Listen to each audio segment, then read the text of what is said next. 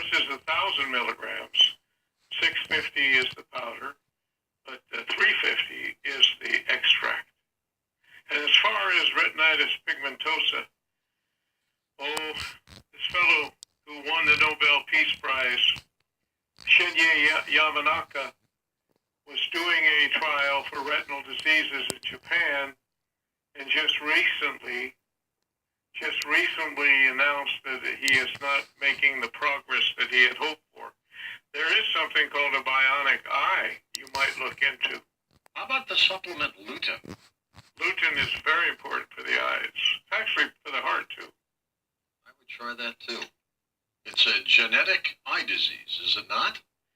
Yes, it is, and it's a devastating disease. Any eye disease, macular degeneration, retinitis pigmentosa. You know, Steve Witt has it. He's one of the wealthiest men in the world. Yeah.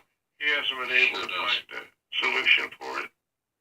Well, I hope he's listening to the show tonight and gives some of this a try every once in a while. Let's go next to Bruce in Trumansburg, New York. Welcome to the program. Hi, Bruce. Good to have you with us.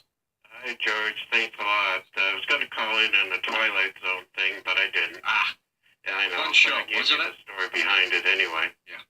The two things.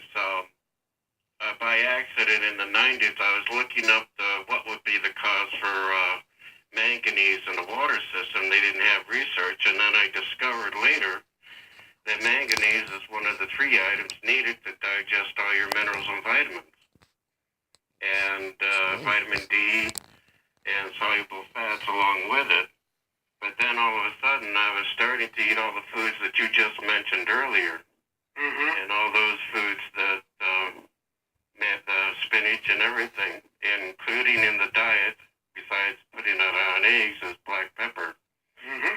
But the one thing I was curious about is I go to the sauna 3 times a week, and I do that to stave off any... I don't know if people know it, but black pepper is important to all your vitamins. Yeah, and the other thing, the divine intervention, believe me, George, that God is present all the time. And I could tell you 100 stories, but the one that I could tell that is a perfect example of that is in 1999, I was crossing an intersection. I got hit by a Cornell physicist, and I got thrown through the air 40 feet. Jeez. But during that flight, a woman's voice, like she was standing next to me, she told me, "Bruce, this is just like football practice." Wow. I heard that. When I heard that, I rolled on the ground in the smallest possible position. And the only thing I got injured was the broken leg where it hit the bumper. But I smashed the windshield, and my sister calls at the hospital, says the newspaper says brain injury, possible head injuries, and I had none. That's a miracle. You know, you hear about those quite often.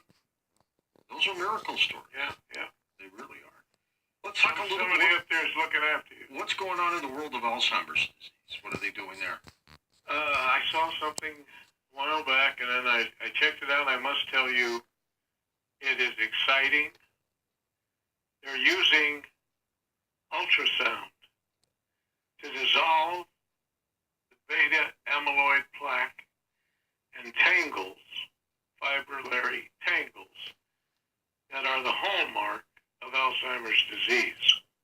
And they do it without damaging the brain. How do they do that? They burn it. They burn it. Yeah. It's just... Jeez. Yeah, it's... I hope they're precise and accurate. Well, you know they will be, but it's... the other thing with Alzheimer's, here's something that I am really adamant about. Homocysteine